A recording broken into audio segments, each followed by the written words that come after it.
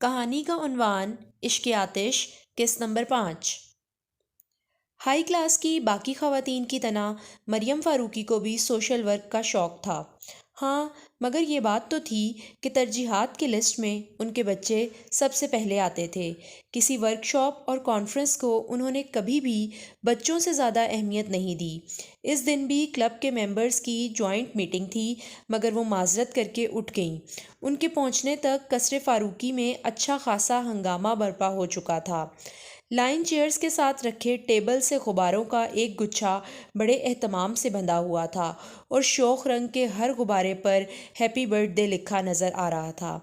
راہداری میں بھی ایسے غبارے ہر جگہ بندھے تھے۔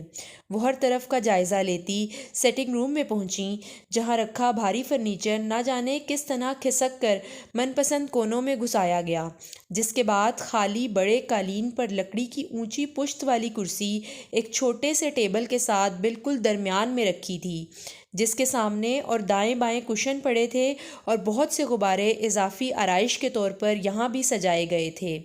مریم فاروقی نے اپنا سر پیٹ لیا۔ یہ کیا ہو رہا ہے اس گھر میں؟ ختیجہ، بہادر، رشیدہ، وہ ایک ایک کر کے تمام ملازموں کو آواز دینے لگیں۔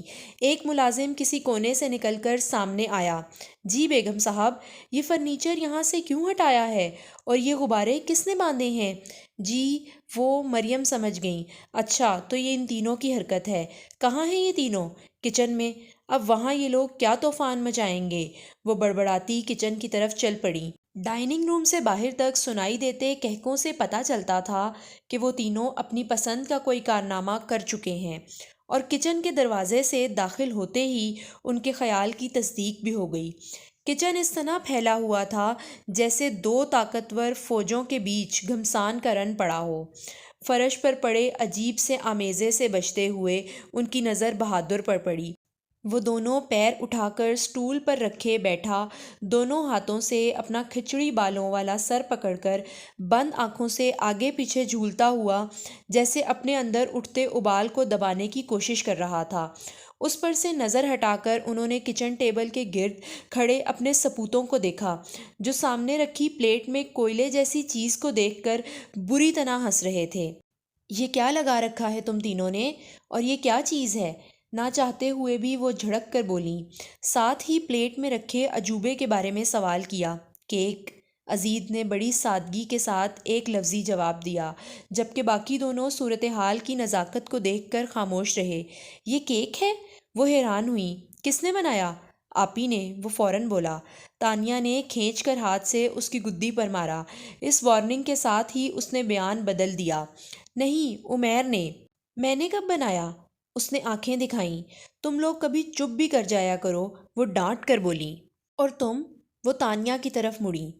حد کرتی ہو تانیہ، بڑی ہو، بجائے اس کے کہ تم بھائیوں کو ٹوکو، تم بھی اس کے ساتھ مل گئیں۔ ہم تو بس دادا جان کے لیے برتھ ڈے کیک بنا رہے تھے، اس نے کمزور سی آواز میں صفائی دی۔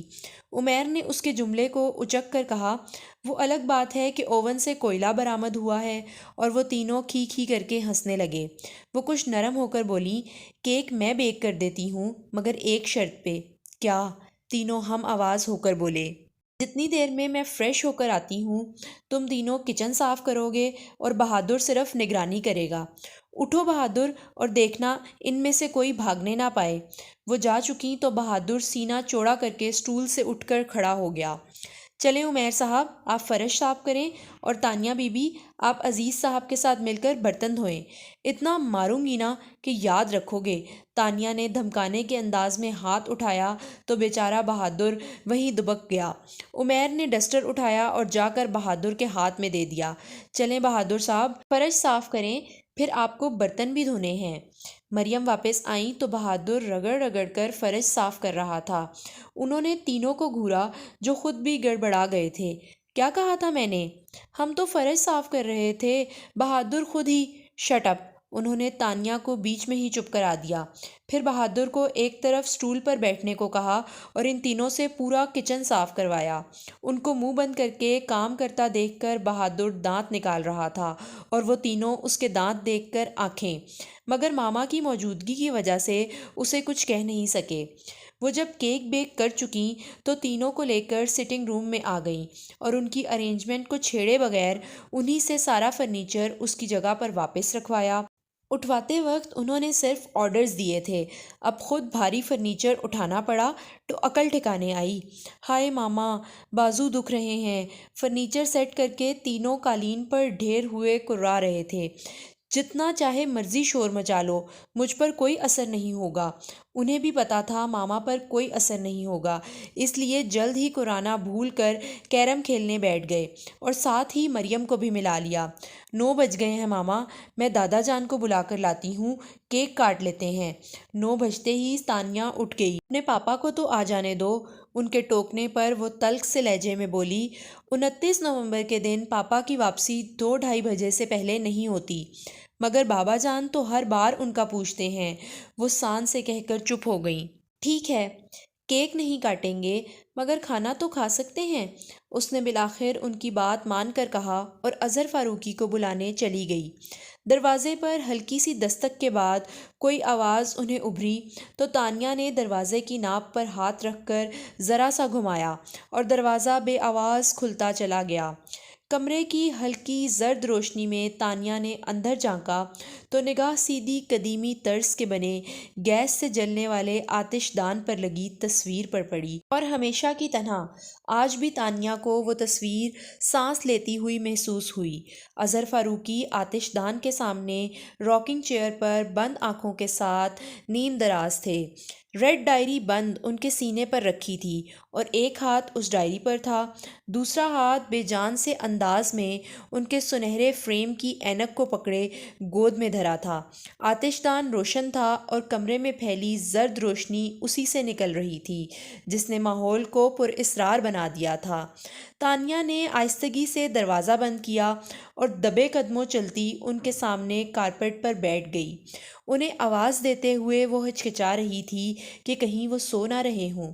پھر کچھ سوچ کر اس نے اپنا ہاتھ ان کے گھٹنے پر رکھ دیا۔ کرنل اظہر فاروقی بہت زور سے چونکے۔ یہ انداز تو کسی کی پہچان تھا۔